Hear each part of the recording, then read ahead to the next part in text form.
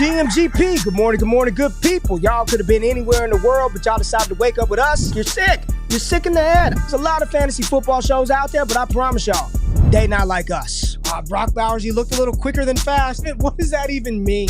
Redraft, Dynasty, best ball, high stakes, we got you covered. And that's MVS and Justin Watson with some of the dopest tools designed to help you cancel out the noise and dominate your leagues. If there's a white wide receiver named Antoine, sign me up. Maybe it's cultural. I don't know. In season or off season, rain, sleet, hail, and snow, comma, semicolon, period, next sentence, to bring you the most actionable and entertaining content on YouTube. You don't go buy the dip on the Titanic. Quarterback that you love, D-Bro. One of the best values in fantasy football. Prop bets with my man JRich. Is that yes! Let's go! So wipe the crust out of your eye, get you a cup of coffee. It's time to wake y'all asses up. We're Ray and Jay in the morning.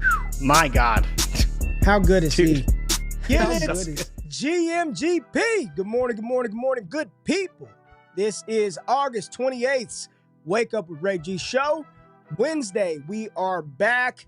Trying to wake up. Got to make sure that we are here to do this. It's been a minute, but we are back 3 days a week. So appreciate each and every eye, each and every ear. Watching on YouTube, Twitter, wherever you may be traveling to. We thank y'all for waking up with us, man. It's going to be a damn good show. Who we got in the building? This morning, Jay? I see 220. See 220 in the building. We got to run that up a little bit. Hunter Joe Green, what's up, baby? Smash that like button. That's right. Smash that like button, Hunter. Hey, I fixed the I tried to fix the comment thing this morning and it's still messed up. What's up, Robert? What's going down with you, baby? What's up, Leo, GMGP, Ron the Commander, Wyatt Wallace? What's happening with you, baby? Eric Bryant, let's go. Yes, sir. Just about a week away from the NFL. Richie in the building. Moggs, what's up, my guy Moggs? Colin, Jimbo. I saw my girl Joe in the building. Yes. Wednesdays, we are back, Joe. Off season, chop the show down to once a week. In season, we're back. Monday, Wednesday, Friday. Monday, we're going to recap.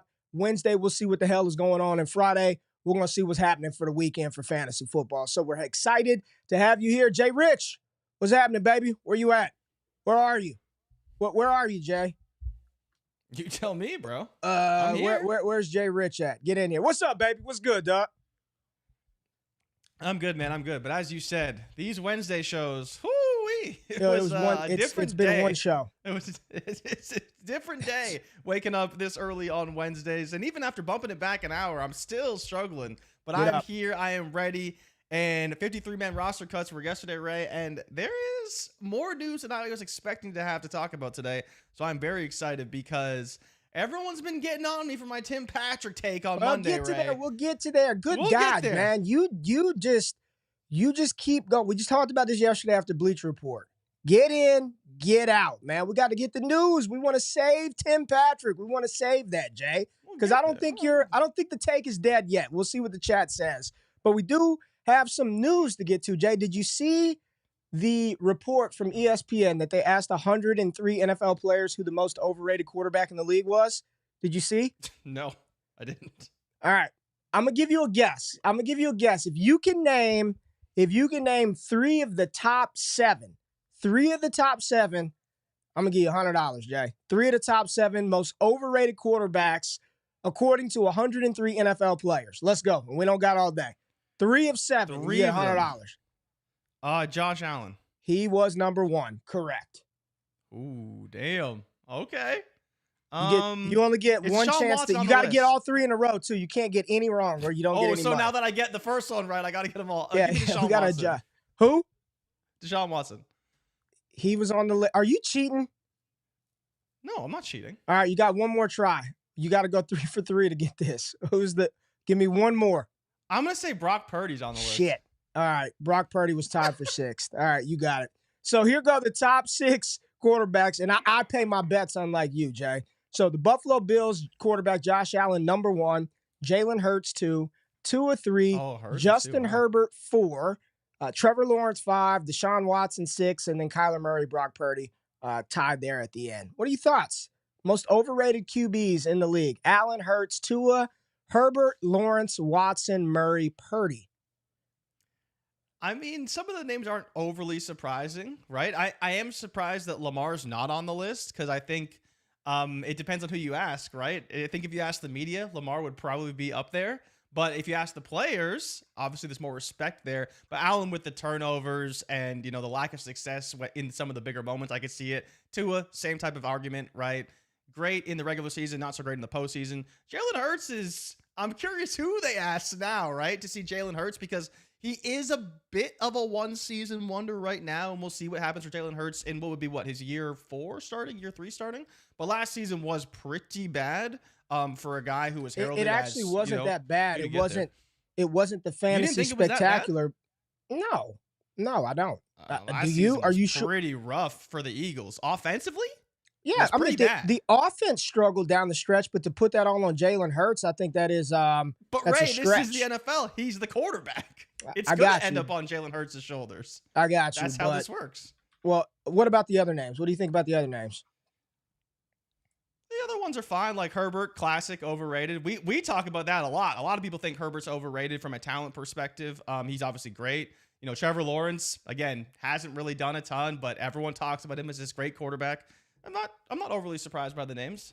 Allen being number 1 was kind of a shot in the dark, but number 1, interesting. It's the turnovers, though.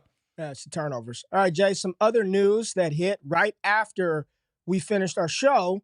CeeDee Lamb signed a mega deal. CeeDee Lamb got paid. CeeDee Lamb, 4-year deal, $136 million. I believe annual value, it's $1 million shy of Justin Jefferson, so he did not surpass Justin Jefferson, but I guess if you take in state income tax and all that other stuff, he's probably making a little bit more at the end of the day take home than Jefferson. But CeeDee Lamb back in the building. He was already at practice the other day catching passes.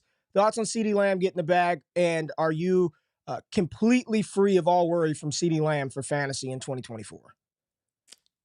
I would say so, yeah. I never really was that worried about Dak holding out. It was more so CeeDee and whether or not he would play. I hope that everything's all good in Dallas. I still feel like there's a bit of tension there, and feel free to comment on that. But definitely glad to see him practicing, got his bag, and hopefully will be a monster once again for fantasy football. Yeah, good for CeeDee Lamb. Literally happened right when we got off the show. I think you and Debro said as soon as we get done, they'll probably pay him, which they did. I don't think that was ever a concern. I think I said that too. Like, come on, man. You're going to pay CeeDee Lamb. Get him in there. Don't wait until week 1, week 2, some shit like that. Dallas has done that in the past. But one of the other big name impact players that will definitely have an impact on fantasy football from an ancillary standpoint, Trent Williams. This holdout by Trent Williams is, I saw some stats out there the other day on Brock Purdy's success with Trent Williams on the field and with Trent Williams off of the field, and just looking at how San Francisco and the Brenden Ayuk situation is dragging out. They need to get Trent Williams signed. That is a priority. They need to get that done. But if they don't, Jay, I mean, how concerned would you be about this 49ers offense? Brock Purdy, we're counting on George Kittle, Deebo Samuel, Christian McCaffrey. If Trent Williams ain't there, that's a big loss up front for the 49ers. Yeah, I wish I had the stat in front of me. I believe it was Scott Barrett who tweeted it out, talking about the yards before contact for Christian McCaffrey was 4 yards down all the way to 2.5. And as you mentioned, Brock Purdy's stats went down significantly as well. It's crazy to think a left tackle makes that much of a difference, but that is the impact Trent Williams has. And it is scary because as good as the 49ers are, any regression in terms of the efficiency for Brock Purdy is concerning. He's not going to be a top 6 quarterback without that elite level of efficiency that we've seen if the volume doesn't increase. And if we can't project that to go up significantly, then that's a bit of a problem. Not really worried for Christian McCaffrey as much. I think he's still going to be, one of the top players in fantasy. But when talking about Brock Purdy, where you draft him, and especially the efficiency numbers you get from that quarterback and that offense, without Trent Williams and those numbers go down, they become a lot less valuable. And where you're taking them in fantasy drafts makes them a little bit overrated at times. I completely agree with you. This is one of those ones where you need to get him signed. I mean, the numbers were undeniable when he's on the field and when he's off the field. Frisco needs to get this done. They need to get Trent Williams in more than they need to get Brenden Ayuk in. They need both of those guys there, but you've got to solidify that left tackle spot. 49ers offensive line always seems like it's in flux anyway, but you can't play around with big Trent Williams there. And the final piece of news that I want to talk about, because we're probably not going to talk about this player in the show, but Sean McVay came out and said that Kyren Williams will now be the team's punt returner this season, Jay, which sent social media in a frenzy that Blake Corum is the starting running back. Kyren Williams is going to be replaced. He's going to get benched. He's not going to play. He sucks. He's the team's return man. What are your thoughts on Sean McVay's public announcement that Kyren Williams will be the team's punt returner in 2024? I don't think it's nothing, but I don't think you should be overly concerned either, right? Ray, we've been talking a lot about Blake Corum and how he's not playing in the preseason and how that's a really good sign for his prospects during the regular season. But for people who didn't see this on Twitter, because this news did come out, late last night, but then there was the follow-up in the reports, Kyren Williams was the team's punt returner weeks 1 through 3 last season. And then Sean McVay said, okay, Kyren, you're doing a little bit too much for us on offense. We're going to need to take you off punt returns. So it doesn't scare me in the fact that he's going to be doing punt returns, but it does tell you that he's probably going to see less carries potentially and less work than that supremely heavy workload that Sean McVay gave him when he took him off of punt returns, and that will probably go to Blake Corum. The question is, though, Ray, is Blake Corum's ADP going to go out of control because people think he's going to play more than he does and Kyren become a bit of a value? I could see that being the more correct choice in terms of what happens with these ADPs due to this news, but I don't think it's a big deal overall for fantasy football. Yeah, I think you hit the nail on the head. It's not nothing, but I don't know how much of something it is. I mean, he was returning damn kicks last year. He was returning kicks last year for the Rams. So, listen, Sean McVay he feels like and I mean this in a respectful way when I say this because he's an elite coach, but he feels like that high school coach that takes his best players and I'm going to play you everywhere. If you're one of my best players, I don't give a damn what position it is or what people normally do. I need to get you on the field and get you touches. I do think this is a strong signal that Blake Corum is going to be involved more than the 20% or maybe the 30% people have talked about, a 70-30 split. I mean, would you be upset, Jay, if this was closer to a 50-50 split? Let's say it was a 50-50 split between those two, somewhere in that range, but both of them were ultra efficient. Neither of them are superstars, and Kyren Williams does not give you the type of production that he did last year, but he's pretty good. He's pretty efficient. He's a rock-solid RB2 for you, not the RB1 or 2 or 3, but he's a rock-solid RB2. And Blake Corum, he's a solid RB2, RB3, and both of them have weekly, top 12 upside. Would that be the worst thing in the world? I know, I get it, right? If you drafted Kyren early, you ain't trying to hear none of that stuff. But at the end of the day, you're talking about an offense who, when healthy, the offensive front should be much improved than what it was. When healthy, Matthew Stafford, Cooper Kupp, Puka Nacua. Like, it could be a very efficient backfield, and I don't want to go as far as to say it's like the Miami Dolphins, but maybe Miami-ish with how they deploy their running backs. Yeah, I think that could be a very real possibility. I think the bigger thing really is just if you weren't expecting anything from Blake Corum, you're probably a little surprised and probably a little shocked. But I think for people who have been paying attention to what's going on, you should have expected some involvement of Blake Corum. And Absolutely. I think the bigger thing for fantasy owners is that if we're really projecting this out, Kyren's probably still going to get the more valuable receiving touches, and Corum will be the guy between the 20s, getting those carries, grinding it out, maybe some red zone work if Sean McVay chooses to give it to him. But I think the more valuable touches will still lean Kyren Williams, even if it is a 60-40 split.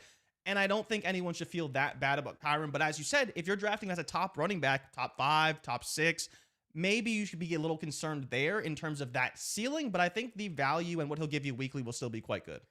Question and comment from Trip Crown. Shout out to Trip. What's up? Said, I'm just asking the question, right? He's using my line. I'm just asking the damn question. Why are people still betting on day three running backs after a new running back was drafted?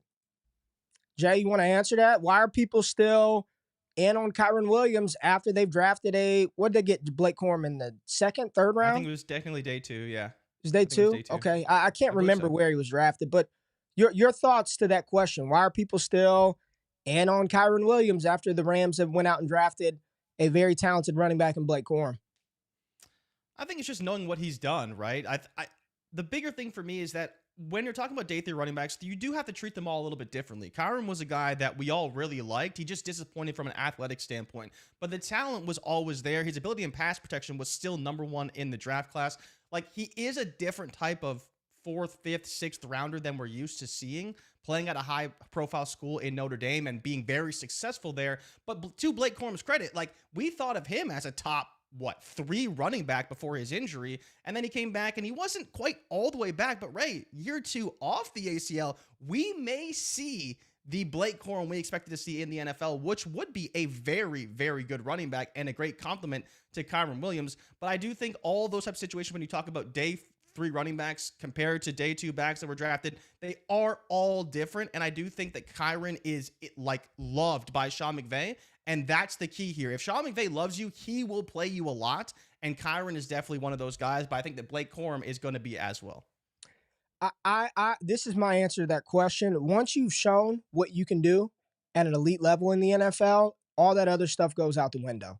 I think more so than the draft capital, his health, his position, that is more of a detriment to Kyren Williams than I believe than his draft capital, right? Had he failed last year after not playing as a rookie, we wouldn't even be having this conversation. We would not. He would be cuttable just like Isaiah Spiller was cut.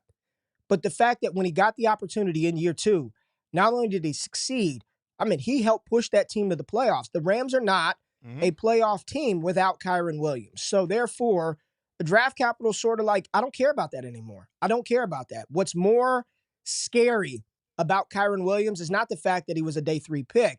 It's the fact that his ass is always banged up and always hurt. And you hear from coaches, your best ability and skill set is truly your health. So for me, after you've proven competency in the league, the capital kind of goes out the window. You know, you could look at Nico Collins, Amon-Ra St. Brown, Terry McLaurin.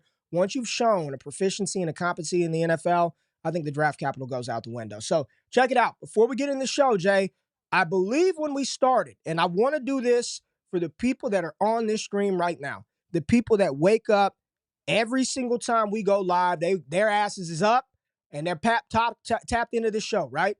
We were like a few subscribers away from 30K, Jay. I want to give away some new merch. I know people are going crazy about the GMGP hats. You see that stitching premium stuff. I want to give away one of these, 30K. If you're watching the show and you're not subbed, I want to give away something to the chat like right now. I want to give away something to the chat. Then afterwards, I might give away another hat from the YouTube commenters. But I want to give this away. So we need to get to 30K before the end of the show. Run the likes up. I'm putting one of these in a box for somebody today or tomorrow. So GMGP is coming to you. If you're watching this and you ain't subbed, hit the damn subscribe button and we're going to pick some. I'm literally going to scroll. Like I'm just going to go like this and close my eyes and land on somebody, and then we'll pick somebody to get this hat. And if you live international, I'm sorry, I'm not paying for it. It's got to come out of JRich's $100 that he won today. But Jay, we got to get to the show. Cuts, 53-man roster, some surprising names that made the team, some surprising names that didn't make the team, got put on season-ending IR. But we've got to start out with a player that you talked about very highly last show, Jay. And the YouTube comments were ready to get you, JRich. But I don't think you're dead. I don't think you're dead in the water just yet. So let's talk about it, Jay. Tim Patrick cut and released by the Denver Broncos after you said that he was going to outscore Cortland Sutton in fantasy football in 2024. I just want to give you a moment to defend this take because you have yet doubled down that you are not wrong on this take just yet, even though Tim Patrick was cut and released. Talk about it, Jay. Yeah, I mean, Tim Patrick was cut. I was bamboozled. I was led astray. He was the starting slot wide receiver on the depth chart even yesterday, Ray, before he was cut. And he was cut. And everyone on Monday decided that they were going to go on Twitter and tag me here and tag me there. And, the worst take in history. Well, ladies and gentlemen, you're a little out over your skis because let me tell you, Ray, the Detroit Lions have already made a move. Look at you. No. I'm trying to get you on this. I need to come off the screen. You go. This is all you, my friend. Because out of nowhere, the Detroit Lions came in and they said, you know what, JRich, you live close to Detroit. You've been to Ford Field multiple times. We know you are a low-key ambassador of the Detroit Lions, and we will pick up your boy, Tim Patrick, who is currently on a roster with only 4 healthy wide receivers. There is only one backup wide receiver in Detroit right now. I forget his name. He's a young rookie.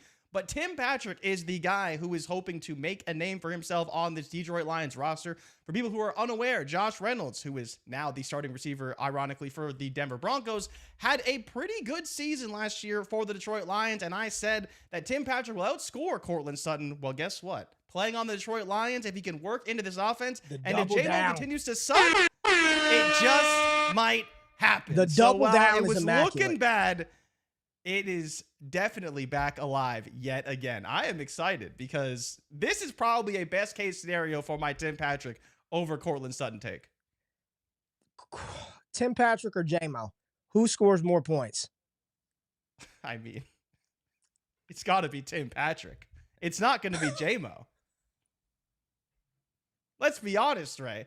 Who has more receiving yards in their career right now, Tim Patrick or Jameson Williams? Jay, I mean, the double down is masterful because you never sat on Denver, so you've given yourself a weasel type out. I'm looking you in the eye, my friend. Do you really think there's a world in which Tim Patrick wins the number 3 job in Detroit, which don't say he's going to play in the slot because Amon-Ra St. Brown occupies that area. He's going to be on the outside, probably flanker position. Maybe he plays, I don't know. You think there's a real world where he outscores Jameson Williams? Absolutely. Absolutely. Tim Patrick is a player who can play outside. He'd be the biggest receiver on the team. The only players on their team, right? Khalif Raymond, who we know is a bit of a journeyman and operates primarily in the slot. So he's not going to be overly effective on the outside. The reason why Josh Reynolds was so great for this team last season was because he's one of the only players who can play big. Jameson Williams, Khalif Raymond can't do that. Amon-Ra St. Brown's going to be great in the slot, but again, doesn't fit that role, which opens things up for Tim Patrick. The Fantasy Plumber says it right here. Patrick is a better Josh Reynolds. I'm not going to go that far because I think Josh Reynolds actually is a pretty good receiver, but if you're looking at role and what he can play in the offense, that's what you're looking at. You're looking at Josh Reynolds' season last year when he was quite effective for the Detroit Lions. And everyone knows that he can play that role. He can be successful in it. It just comes down to can he win the job? And I think he can easily beat out Khalif Raymond for that outside wide receiver spot. Easily. All right, Jay. Well, let's talk through some other names of players who were cut, put on IR, that are impactful for fantasy outside of Tim Patrick. And one of the big ones that I want to discuss, Jay, a lot of people have, and I found myself doing it. I'm telling y'all right now. I participated in almost 1,000 drafts on Underdog this offseason, 1,000 from February to now, which is insane. And the player that I would see, and I don't want him, scroll over, flip through, and yet you wake up today, and I'm sitting here thinking, man, you're talking about a player drafted outside the top 10 at this position that absolutely is going to have the volume and opportunity to finish. I'm going to say a top 3 running back in fantasy football. Absolutely have the opportunity to do it. I'm not saying he will. Are we a little too low on Josh Jacobs? Are we a little too low on Matt LaFleur's new running back, Josh Jacobs, who should be very motivated to play well this year because it seems like it was just like a one-year deal. But A.J. Dillon, season-ending IR. Marshawn Lloyd not placed on IR, but ain't 100%. You got Emmanuel Wilson there. There's nobody else, right, besides this player that we've already seen, Jay, lead the league in rushing, show a competency in the receiving game. We've got a good offense in Matt LaFleur. No Aaron Jones in the way. Well, I'm just asking, are we a little bit dismissive over what Josh Jacobs can provide for us in fantasy this year? I personally think so. You know, I've said on this show a few different times that I think that people are not necessarily sleeping on Jacobs, but the upside in this offense is there. We've seen LaFleur deploy 2 running backs in the backfield a lot over his tenure as a Green Bay head coach so far, but there is a real world where Jacobs is the guy that he wants to really take this offense to a new height. We know he can catch passes out of the backfield very effectively. Emmanuel Wilson can be a great compliment until Marshawn Lloyd is back. But if we see Josh Jacobs go absolutely nuclear early, don't be surprised. There is nobody else here. We like Marshawn Lloyd, but if Josh Jacobs gets all the touches, this ain't no anti-Marshawn Lloyd talk. I'm talking about the guy that they paid to come in, the man. Like, stop this bullshit with Lloyd, all right? Yes, he's a fun young player, but you're talking about an NFL rushing champ that's still, 25, 26 years old in a great offense? What are we doing? Yeah. And what are we talking about?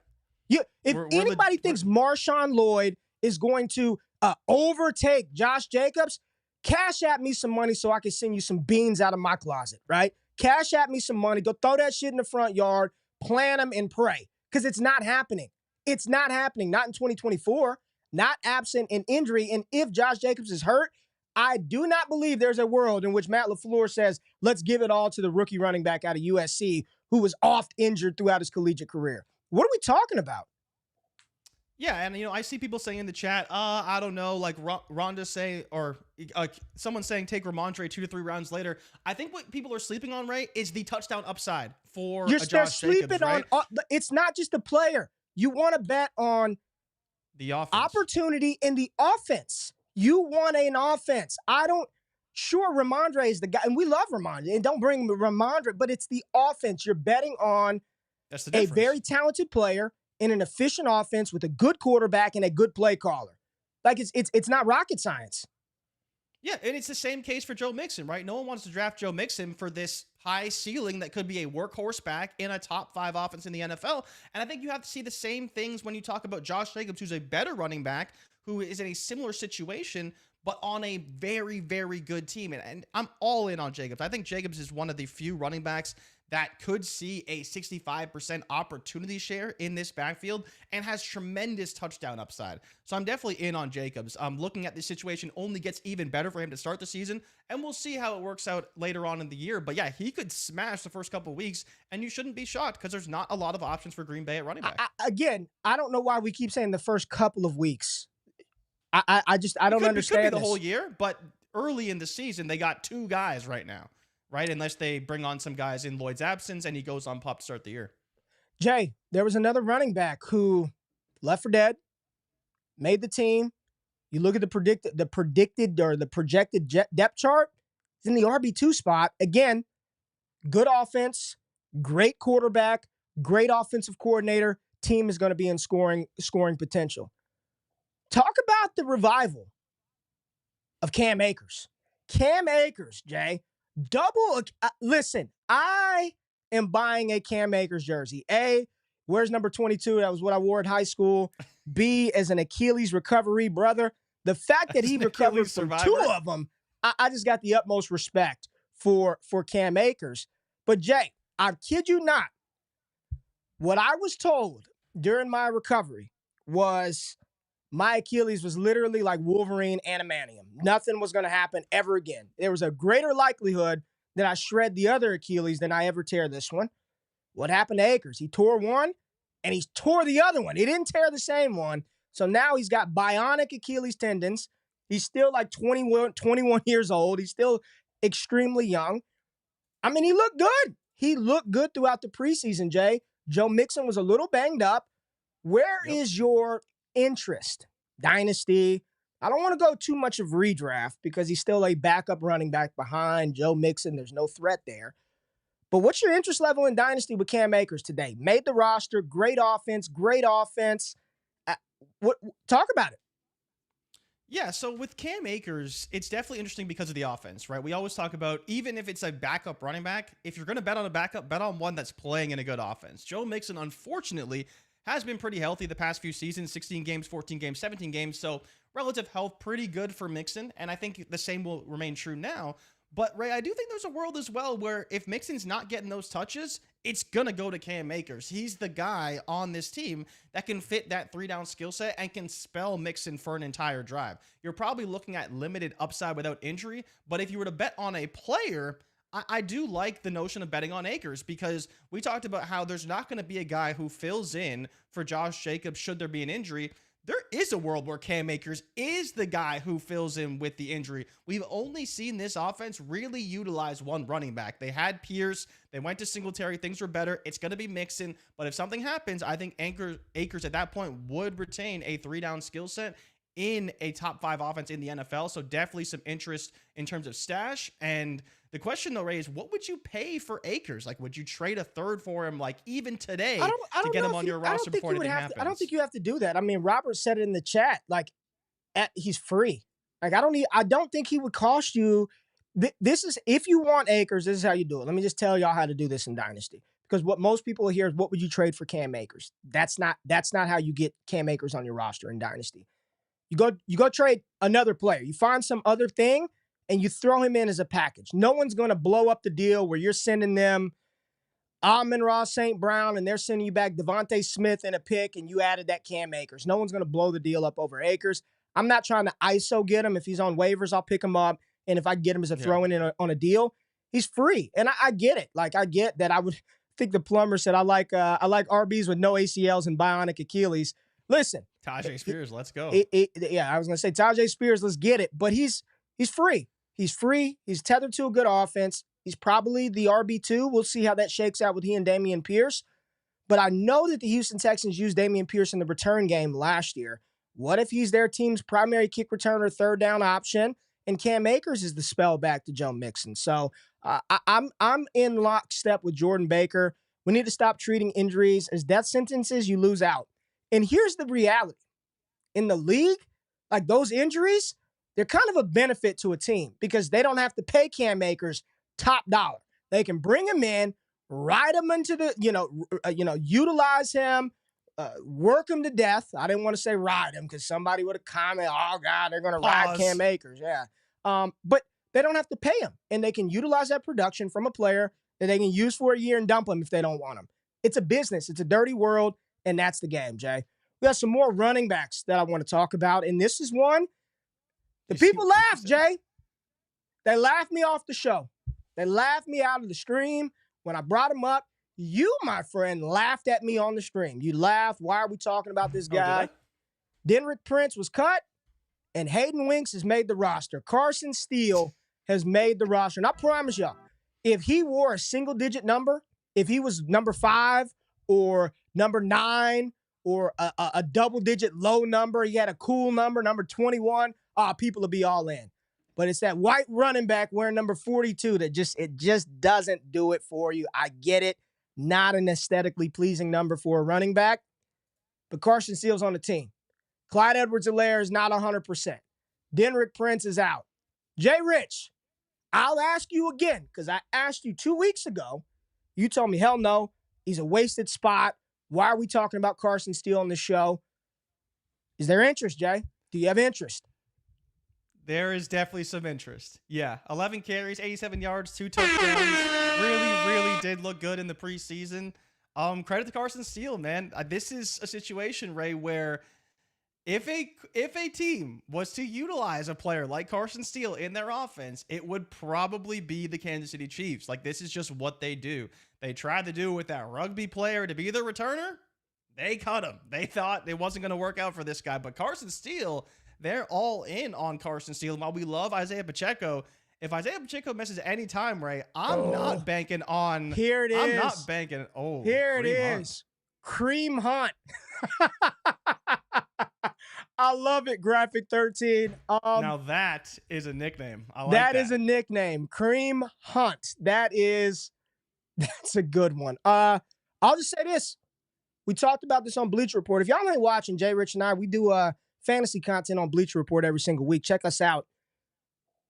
If there were a team, JRich, to utilize Carson Steele, Andy Reid might be that guy.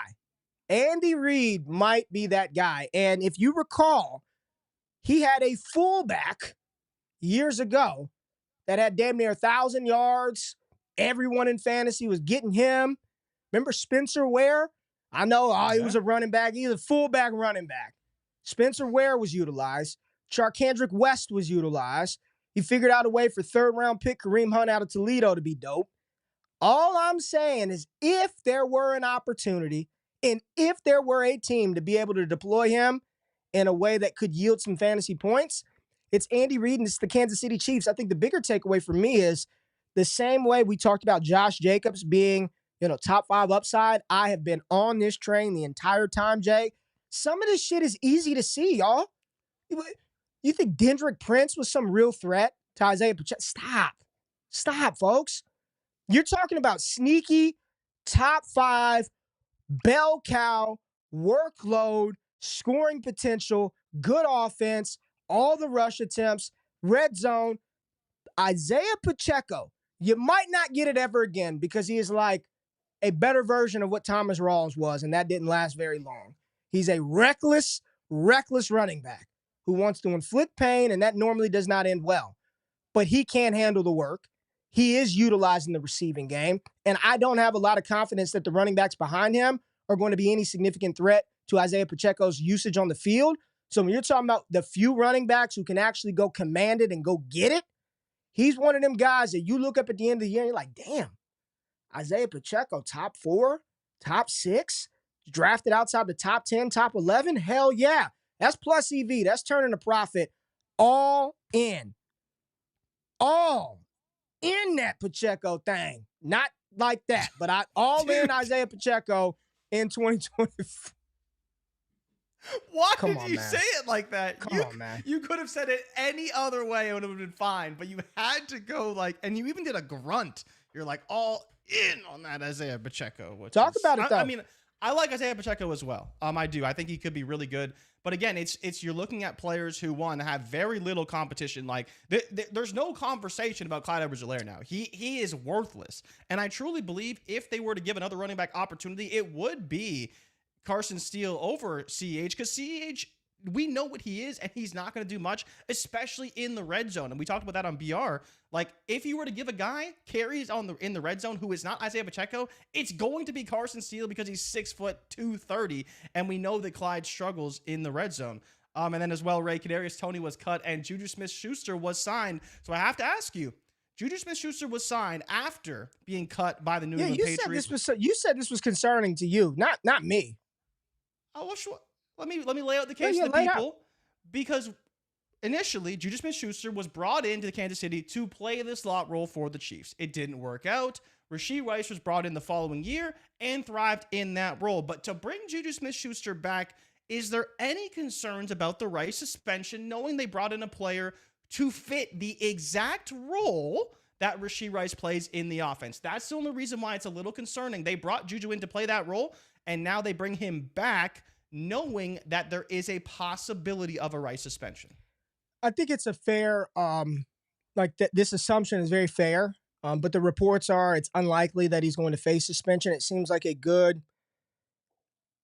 if I were to venture to say what would probably happen or what this means, is you've got a player, Hollywood Brown's going to be out 4 to 6 weeks, right? We know he's going to be out. Yeah. He fits a specific role that Xavier Worthy probably can help occupy.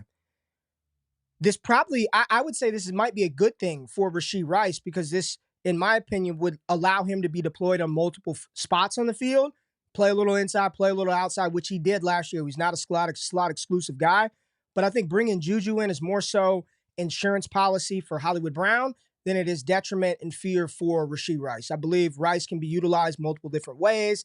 Andy Reid will scheme him up. So you need to have another option that sort of knows the offense, that will crash dummy it over the middle, that can do those things. So I think Juju fits that complementary utility receiver to allow Rashee Rice to do some other things, opposed to this being fearful that Rashee Rice is going to be suspended any length of time this season. Just my thoughts, just my opinions. We're at the midway point of the show. Y'all know what it is. Run it up.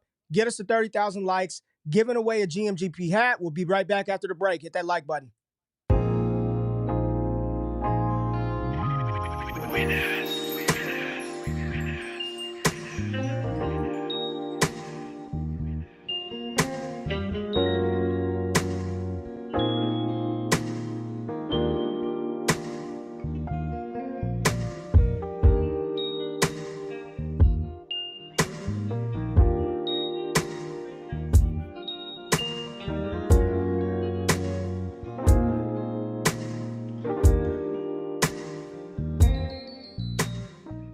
All right, back to the show. Appreciate everybody. Run that like button up. Go to the podcast feed. Subscribe to that. We are giving away a GMGP hat once we hit 30,000 subscribers. Hopefully, we get that done on the show. JRich, got to talk through some more players, some more signings really quickly.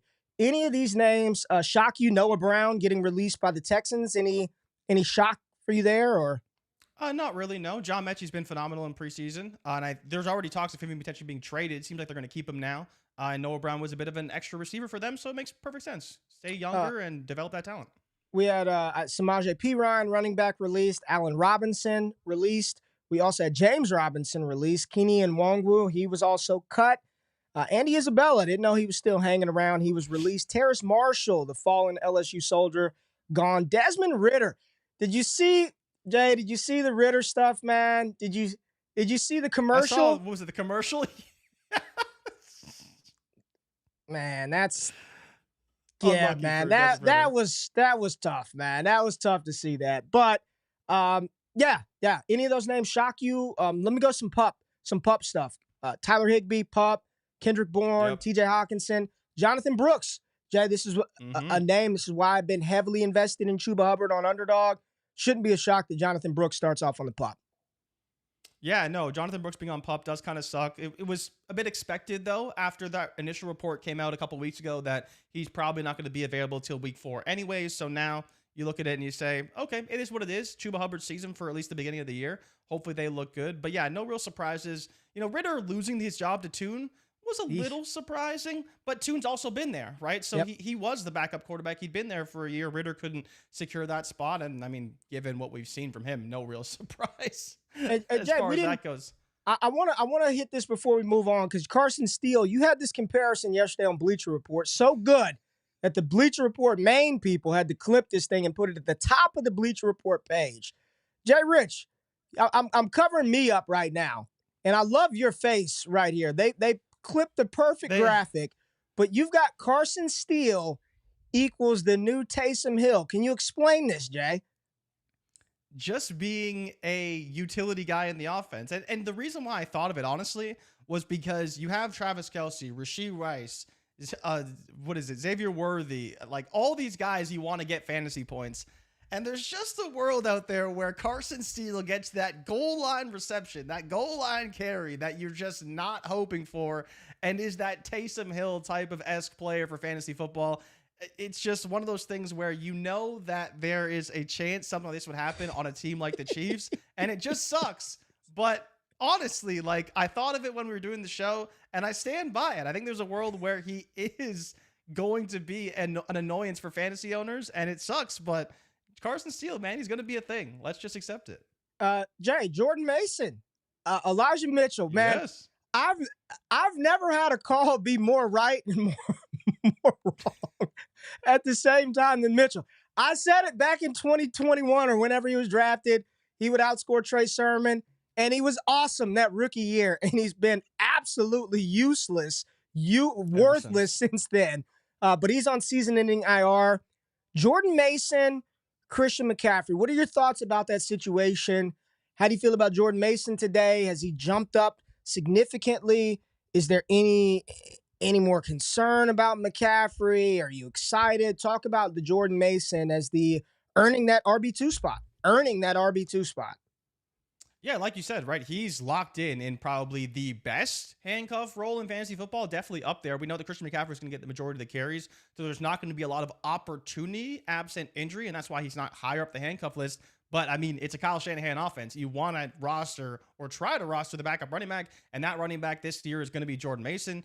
You know, he has been dealing with a bit of health issues, but I think all things considered, when he hits the field, if he has to hit the field, he's going to be healthy and is the backup running back for the 49ers. So a name to know, a name to roster if he's on waivers. I think even in shallower formats, he's one of those guys that you should feel pretty comfortable having, because if the opportunity ever presented itself, it's a phenomenal role in a great offense.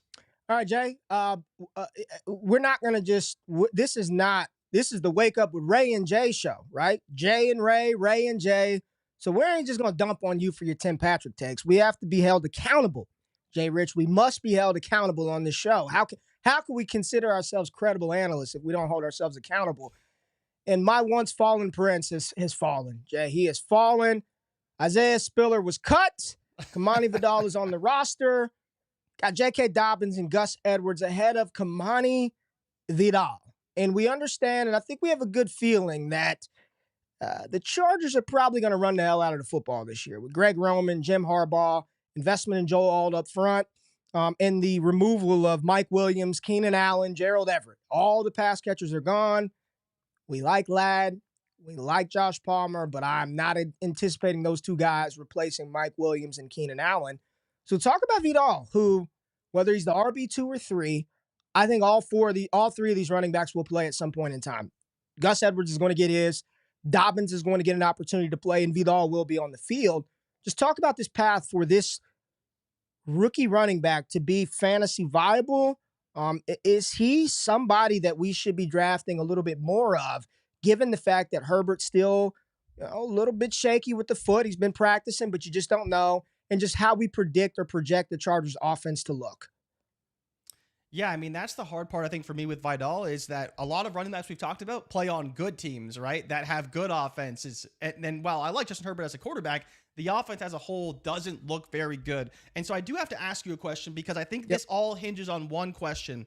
Do you think he is the third string running back or the fourth string running back? Because I think there's a world where he is the fourth string, depending on where you look. Some people have Who him else the third. is there? Some people. So they did keep 4 running backs. They kept Edwards, Dobbins, and Jared Patterson. So with Jared Patterson still on the roster, I personally believe he beat him out in camp, but there's no confirmed report about that yet. And that's what makes me drafting him a little bit more hesitant, because if he hasn't worked ahead of Patterson yet, I'd say, is there a world where maybe we're a little out over our skis on Vidal? Because if he is the third string, he's absolutely seeing the field. Gus Edwards, J.K. Dobbins, they are not going to stay healthy for the whole year. There's just no way that's happening.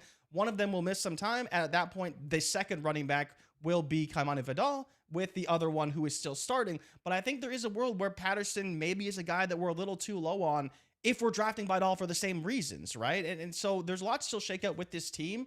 And with them having 4 running backs, it becomes more difficult. But I really like Vidal for his 3-down skill set and what he can provide. He was really dynamic at Troy. He can catch passes. He can run very effectively. I think there is a world where he is the third string, but I think we just got to make sure that's the case before you bank like a lot of fab or a roster spot on him to do that.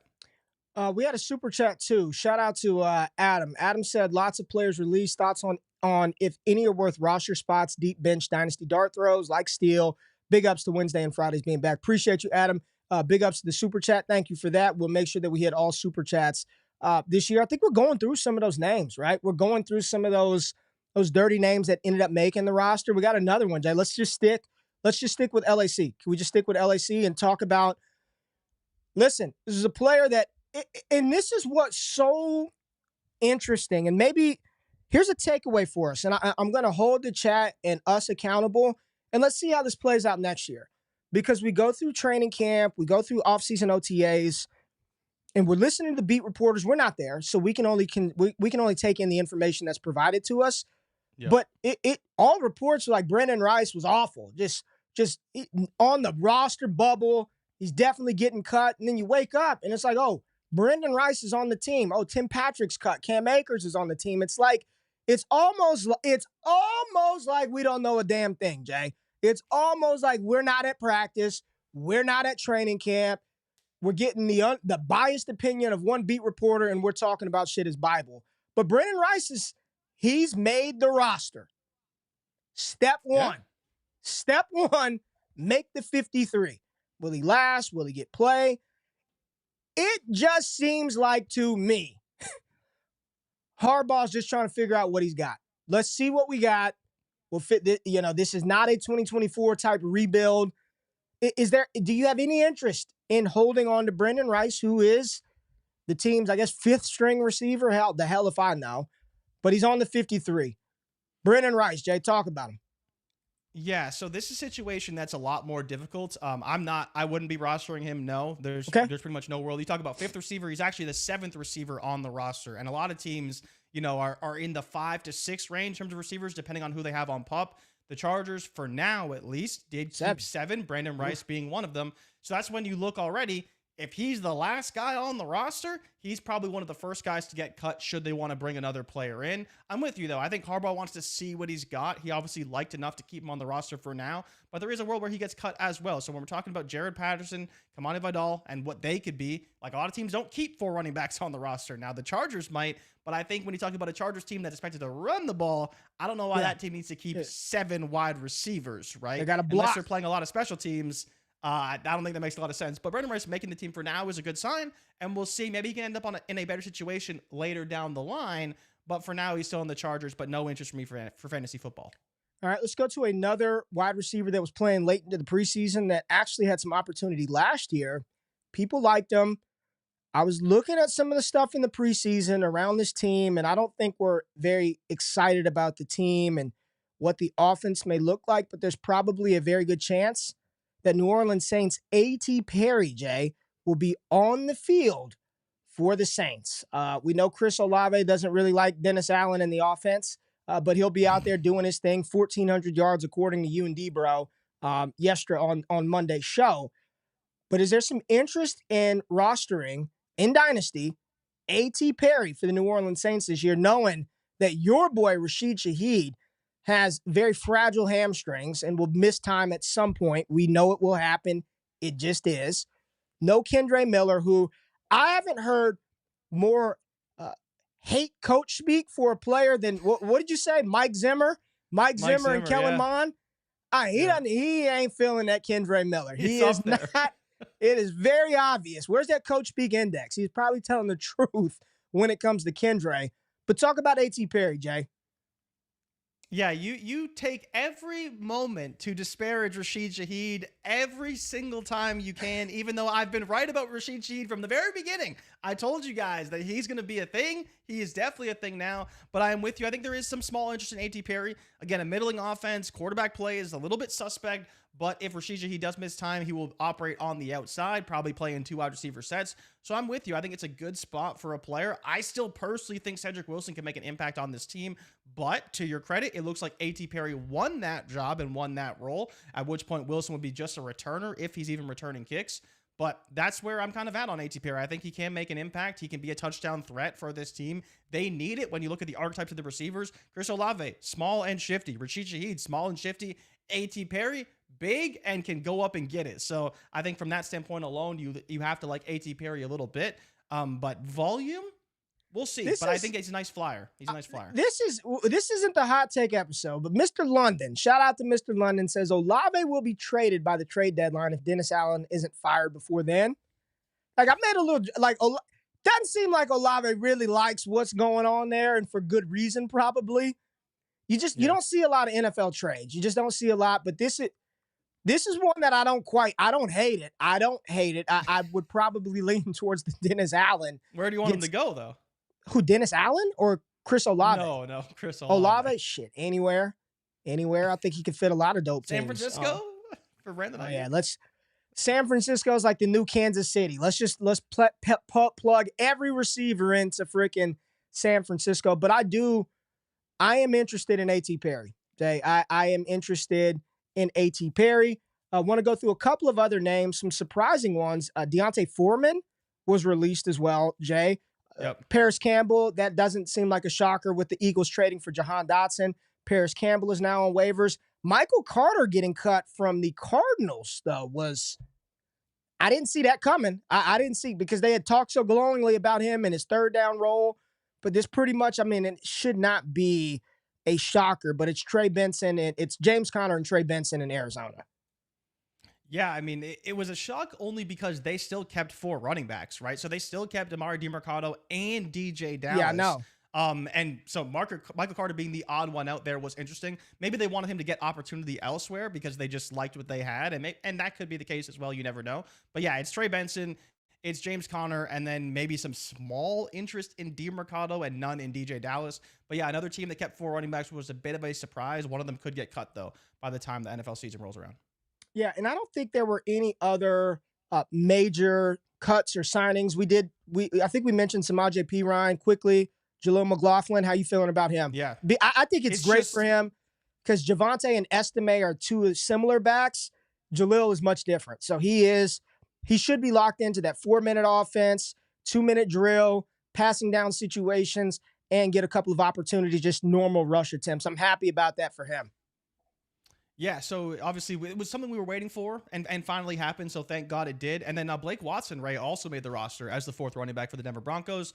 So if you had any Blake Watson, he's not dead yet. There's not going to be much opportunity, if any, but he's not dead yet. He made the roster, so good for him to make the roster. And Jaleel McLaughlin wheels up. But I think his price was already baked into Perine leaving, so it is what it is. Hopefully it doesn't go too crazy now with that news. Man, a lot of people are kind of quietly and shamefully potentially buying some A.T. Perry, Jay. A lot of people are in the chat are here, and I was waiting for Jimbo to drop this one. He's beamed up for Benson. Now, he has been beamed up for Trey Benson, just planting those Hopi and beans. Olave to the Giants. Debro loves Olave. Olave is a fade. Olivia to Pittsburgh. Let's not get Olivia to Pittsburgh. We do not want Olivia to Pittsburgh. But I do want to end the show with this one, Jay. Talking about these shitty Saints. Spencer Rattler. Spencer Rattler, Jordan. What about him? Are we going to see some run? Is Spencer Rattler going to get on the field? Is he going to get on the field? I mean, I wish he won the backup job, right? But the Sus King himself, Jake Haener, is listed as the backup right now. I think that Spencer Rattler definitely should see the field, depending on how Derek Carr plays. But, you know, I think the problem is in this division, all these games are competitive and they have a shot to win all of them. So unless Derek Carr completely loses the locker room, which I wouldn't say is a zero possibility, but I think Right. it's definitely low, right? Because we know that Olave isn't the biggest fan of Derek Carr. He's not the biggest fan of the offense. But do they turn to Jake Haener over Rattler? I'm not sure which way they're leaning. We'll have to lean on Nick Underhill for that information. But I hope we see some Rattler. I do think because of the schedule and the team and what's probably going to happen, it will probably be Carr for the whole year, whether we like it or not, unfortunately. Yeah, probably. All right, Jay. That is the Wednesday show. I'm looking on YouTube. We're one away. We can't give away that. I mean, there's a minute left. I was going to tell everybody to chat in the chat to do it, but we did not get there. Hit the sad trombone. There's somebody out there watching that did not subscribe, so we will not be giving away the hat today, which means you have to pay for it. Look at that. Somebody could have gotten it for free. Now, whoever that somebody is, you're going to have to pay for it because the show is up. We'll be back on Friday. But before we go, Jay, and we got some time. Wanted to highlight a couple of creators who will be on this channel again. We talked about this on Monday, but Dynasty Theory, the Dynasty Theory crew will be here on DD Fantasy Football. They will be on the channel. Their weekly show, I believe it starts next week, that they will be producing their show on this channel. Very, very sharp fantasy football minds, so make sure you show love when we drop that video. And then Jay, Dynasty Daddy, man, he put out a preview for some of the tools that he has, and we will be using these tools here in 2024 season. But make sure you check out Dynasty Daddy. There's a bunch of shit that you can use. Here it is right here on the screen. I mean, league power ratings, start-sit decisions, all types of, like, this is, just go to Dynasty Daddy. Go to dynastydaddy.com and check out all the stuff that you can use to help you with your drafts, trade stuff. Look at that. You want to find trades, what the players look like, circles and hexagons, and you can scroll them around. Like, it's just really, really awesome. These are the people who are powering our tools on ddfantasyfootball.com. And when we do our start-sit show on Fridays, Jay, we will have a start-sit show every Friday on this channel. We'll be using some of those tools, so make sure you check out that site. Majority of it is free. How can you beat free? How can you beat free? All right, Jay, I'm going to do one more refresh, see if we hit 30K. If we didn't, then we're at 30. Somehow we made it. We did hit 30. Good God. I wanted to get the revenue. So this is what I need everybody to do right now. In the comment chat, like in the show chat, 30K. Just put 30K fast. Spam it. You got it? 30K. And then we'll let some people get in here, and then I'll scroll the thing, and then we'll pick somebody. Type in 30K. Type in 30K. Type in 30K. Hit the like button. Subscribe. Type in the 30K. I'm giving away 2 hats. I'm giving away 2, Jay. I'm giving away.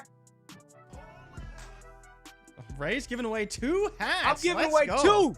2. Let's go. Type in 30K. Let's go. If you don't type it in. Oh, here it comes. It's rolling in. Here it comes. It's like a little bit. It's late. Type in 30K. I'm going to give him. We'll give him about another minute, Jay. Another minute. 30K. Jordan Steele. Carson Steele's brother in the chat. Steele. Let's go. Not Lexington. Jordan Steele. Y'all know who Lex Steele is? We got 1,100 in the building. Hit the like button. Hit the like button. Jay, what we doing on Friday? This Friday. What we got going on? Let's let some people get the 30K in. We will see. Ray, you know what I actually want to talk about is Hard Knocks. We haven't talked about Hard Knocks at all. Have you watched it? I haven't watched any Hard Knocks. Haven't watched it. Yeah, I've only watched the first episode so far. But we giving away 2 GMGPs. Stuff. Ooh, got the label on it. Got the label on it. Giving away 2 GMGPs. Giving it away. All right, Jay, you ready? We're gonna go. Let's go, Ray. Give us our winner. All right, we got 2 winners. So there's a lot of 30Ks in here. I'm not looking. I'm just scrolling in there. Scrolling in the chat. All right, here goes the first winner. Jimbo, 30K. Ooh, Jimbo. Jimbo, you got one. Right after the show, because I got the USPS people, they come pick it up from the crib. DM the show your contact, Jimbo. First and last name, address. I got you. All right, last one. May do this again. I want people wearing the new merch. I want people wearing the new swag. All right.